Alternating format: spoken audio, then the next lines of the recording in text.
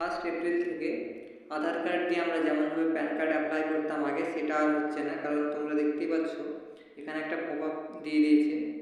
ওয়েবসাইটে যে 1 এপ্রিল 2026 থেকে আমরা আগে যেভাবে প্যান কার্ডের জন্য অ্যাপ্লাই করতাম সেটা এখন আর হবে না। এর জন্য নতুন কিছু গাইডলাইন তারা দিয়েছে, সেগুলোর মধ্যে প্রথম হলো যে এবার থেকে প্যান কার্ড অ্যাপ্লাই করতে গেলে অর্থাৎ 1 এপ্রিল 2026-এর পর থেকে আধার কার্ড লাগবে এবং তার সঙ্গে সঙ্গে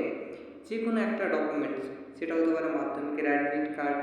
বা ভোটার কার্ড বা অন্যান্য যে কোনো একটা ডকুমেন্টস লাগবে। যেমন তোমরা এখানে যেমনটা দেখতে পাচ্ছ,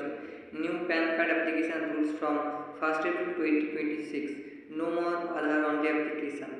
দিস ডকুমেন্টস বিকাম ম্যান্ডেটরি। অর্থাৎ নিচে কিছু ডকুমেন্টসের নাম বলে দিয়েছে যেগুলো ম্যান্ডেটরি। যেমন তো যে সমস্ত ডকুমেন্টসগুলো লাগবে সেগুলো আমি অলরেডি তোমাদের বলে দিলাম যে হয়তো সেটা মাধ্যমিকের অ্যাডমিট কার্ড বা ভোটার আইডি কার্ড বা বার্থ সার্টিফিকেট বা ক্লাস 10-এর সার্টিফিকেট, পাসপোর্ট, কিছু একটা অর্থাৎ অ্যাডিশনাল ডকুমেন্টস লাগবে।